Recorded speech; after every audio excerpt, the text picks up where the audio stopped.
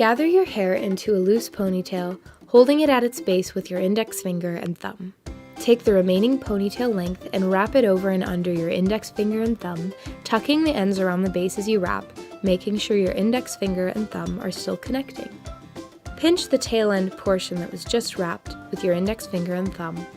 Pull this loop through the bun, using your other hand to hold everything in place as you work it through. Insert a hair stick through this loop, flat against the bun until it touches the scalp.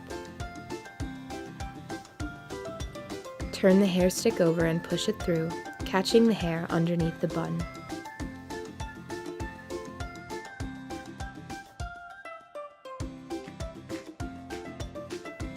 You have the option to take the ends of your hair and twist and wrap them, tucking them underneath the bun.